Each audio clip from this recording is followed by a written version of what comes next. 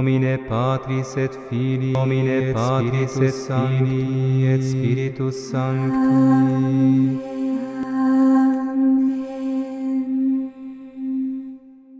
Cerero in Deum, Patrem omnipotente.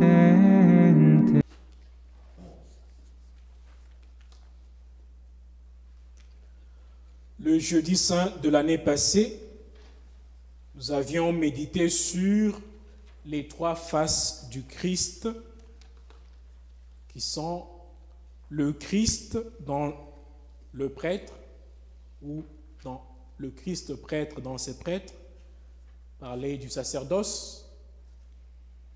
Nous avions parlé du Christ peint dans l'Eucharistie, le Christ qui se donne comme nourriture lorsqu'il institue l'Eucharistie. Nous avons aussi parlé du Christ homme dans le prochain, le Christ Jésus dans chaque homme et chaque femme. En ce jeudi saint de l'année liturgique A, nous prenons comme thème de méditation amour testé, amour parfait. Amour testé, amour parfait. J'ai une question pour vous aujourd'hui. Comment est-ce que vous pouvez réaliser, vous pouvez savoir si une personne vous aime vraiment?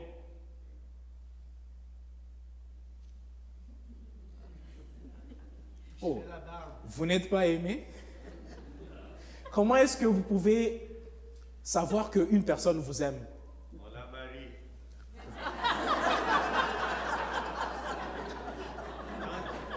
Merci Eugène, on la marie. Pardon? Par leurs gestes, des bons gestes. Ils sont en train de faire les sacrifices pour la personne, les sacrifices, ok? Oui, ma chère. Pardon? Parce que la personne nous dit qu'il nous aime, ok, Michel? Tu voulais dire? Donner sa vie pour les autres. Il y a beaucoup de signes, n'est-ce pas, qui peuvent montrer à l'autre que vous l'aimiez. Mais parfois, on ne réalise pas combien on est aimé jusqu'à ce que cet amour-là soit testé. Jusqu'à ce que vous faites quelque chose de très mal et vous réalisez que l'amour triomphe. Là, vous comprenez, ah, je ne savais pas qu'on m'aimait comme cela. Je ne savais pas qu'on m'aimait jusqu'à ce point. Au cours de la Semaine Sainte, l'Église a à nouveau, bien aimé, l'occasion de méditer sur l'amour du Christ. Un amour mis à l'épreuve dans les événements de la Passion. Frères et sœurs en Christ, shalom. Bien qu'il n'y ait rien de beau et d'envieux dans la Passion, si je pose la question, qui veut aussi vivre la Passion comme Jésus? Personne ne veut envier la Passion. Bien qu'il n'y ait rien d'envieux dans la Passion de Jésus, la grâce qui découle de cet événement a la capacité de nous montrer la profondeur, la teneur, la hauteur et l'ampleur d'un amour dont nous n'aurons jamais eu l'écho sans les événements d'une telle envergure. Il a fallu voir la passion de Jésus pour se réaliser combien le Seigneur nous aime. Au premier jeudi saint, dans un jour comme celui-ci, la Bible nous dit, avant la fête de la Pâque, sachant que son heure était venue pour lui de passer de ce monde à son Père, Jésus, ayant aimé les siens qui étaient dans le monde, il les aima jusqu'au bout. Il les aima jusqu'au bout. Nous lisons ce mot-là rapidement. Et peut-être nous ne restons pas avec ce mot-là. Il les aima jusqu'au bout. Alors l'évangile aujourd'hui nous montre au moins une version riche de cet amour jusqu'au boutiste de Jésus. Jésus a un amour jusqu'au boutiste. C'est un jargon. Quand une personne n'aime pas arrêter les histoires, vous lui demandez d'arrêter. Non, non, lui va toujours jusqu'au bout. Donc on l'appelle cette personne-là un jusqu'au boutiste. Il aime toujours aller jusqu'au bout. Alors dans un sens, aujourd'hui, l'évangile nous montre l'amour jusqu'au boutiste de Jésus. Tout se passe à la dernière scène, le dernier repas de Jésus avec ses disciples. Jésus sait qu'il va mourir. Il fait quoi? Il mange avec ses disciples. Ben, on peut se dire, oui, mais ce sont ses disciples, ses amis. Il mange avec eux. C'est peut-être pour leur dire au revoir. Facile à comprendre. Bon, si toi tu sais que tu vas mourir la semaine prochaine, je ne sais même pas si tu vas manger avec tes disciples, tes amis. Peut-être tu peux manger avec tes amis. Peut-être que tu peux manger avec ta famille. Peut-être. Mais pour comprendre le geste que fait Jésus, la profondeur de l'amour de Jésus, un amour testé, il faudra comprendre les catégories qui existent parmi les disciples de Jésus. Et là, ça va nous faire comprendre le niveau de l'amour de Jésus pour chacun d'entre nous. Alors, il y a beaucoup de catégories dans les disciples de Jésus, parce que nous n'avons pas beaucoup de temps.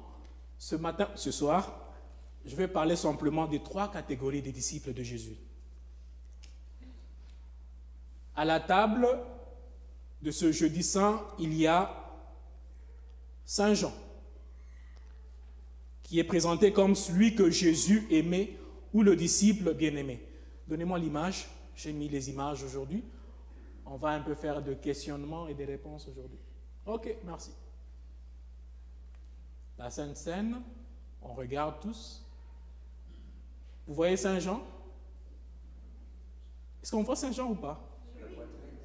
Il est où? Saint Jean a sa tête sur la poitrine de Jésus. Ah, sur le cœur de Jésus. Merci Jacqueline. Ce n'est pas de l'imagination. Ce n'est pas juste qu'un artiste a voulu faire ça comme ça. C'est d'après Jean 13, 23. Il y avait à table, appuyé contre Jésus, l'un de ses disciples, celui que Jésus aimait. Saint Jean, avec sa position, la tête contre la poitrine de Jésus, il représente tous ces hommes et toutes ces femmes qui passent leur vie à reposer leur tête sur la poitrine de Jésus. Il représente tous ces chrétiens, tous ces catholiques, tous nos frères et sœurs d'autres églises qui passent leur journée, leur vie à reposer leur tête, leur pensée sur le cœur de Jésus. Ils sont ceux qui sont proches de Jésus. Parce qu'ils sont proches de Jésus, ils connaissent les secrets du cœur de Dieu.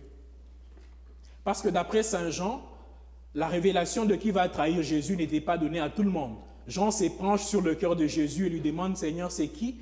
Et Jésus souffle à Jean. Il lui dit, c'est lui à qui je vais donner la bouchée trempée.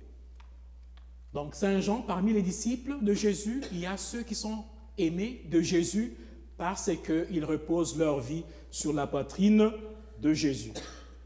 Donnez-moi la deuxième image, s'il vous plaît. À cette table, il y a aussi Simon-Pierre. Alors ici, là, je voudrais que vous me montrez qui est Simon-Pierre. À la gauche de Jésus. Ok. Quelqu'un d'autre?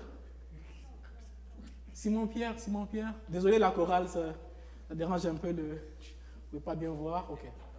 Simon-Pierre est le plus vieux pour moi. Je pense qu'il est là. Qui regarde un peu vers le Christ. Il est le disciple, je peux l'appeler aujourd'hui un disciple tantôt plus tôt. Oui, Simon-Pierre est un disciple tantôt plus tôt. Il est l'ancêtre de tous ces chrétiens qui sont aujourd'hui chrétiens, qui veulent aujourd'hui suivre Jésus. Ils sont prêts à dire à Jésus, Seigneur, je donnerai ma vie pour toi. Seigneur, je veux te servir. Seigneur, je veux faire ceci et cela. Lave-moi simplement pas le pied, mais tout le corps entier.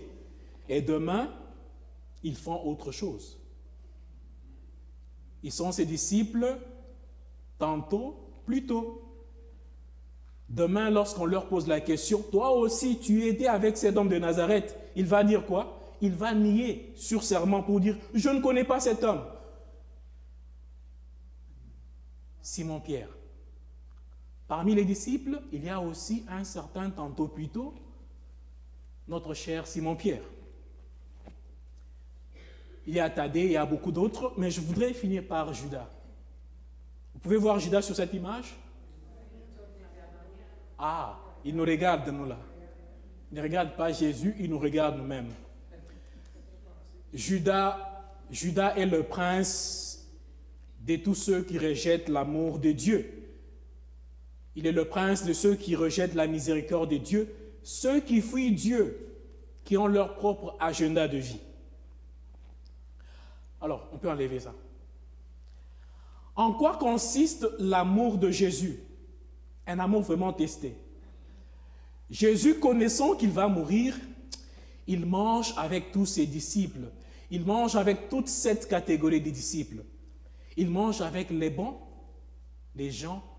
Il mange avec les moins bons, les Simon-Pierre.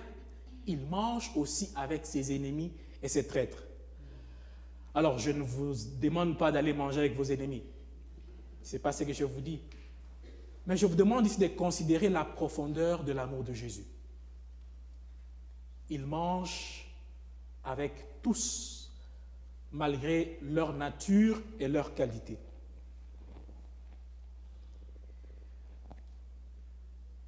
Il y a un geste dans l'évangile de Saint Jean qui est souvent interprété un peu différemment à cette sainte scène. Ce geste est en Jean 13, 30. La Bible dit que quand Jésus va annoncer que l'un de vous va me trahir, Saint Jean se penche sur le cœur et demande c'est qui.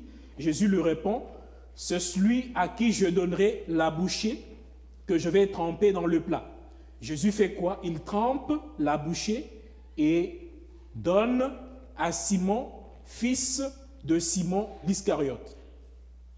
Souvent, les gens interprètent quoi? Ils disent, ah, c'est Jésus qui a donné permission à Jean, à Simon, à Judas de les trahir. D'autant plus que la Bible dit que, à ce moment-là, Satan se saisit de lui. Donc les gens disent, apparemment, c'est Jésus qui avait donné Satan à Judas pour le trahir, permission. Il y a beaucoup d'interprétations là-dessus. Mais voilà comment moi je comprends ce geste de Jésus qui trempe et donne à Judas. Et à partir de ce moment-là, Judas, lui, décide d'aller continuer son plan. Pour comprendre ceci, il faudra rentrer à la Terre Sainte à l'époque de Jésus. Il y avait certaines traditions parmi lesquelles, dans la Terre Sainte, un hôte ou un invité ou l'un des deux amis proches, il pouvait au cours d'un repas prendre un morceau de pain, le tremper, ou un morceau de viande, le tremper dans le vin, ou dans le vin ou quoi, ou l'huile, dépendamment, et le donner à manger à l'autre en signe de proximité et de parenté.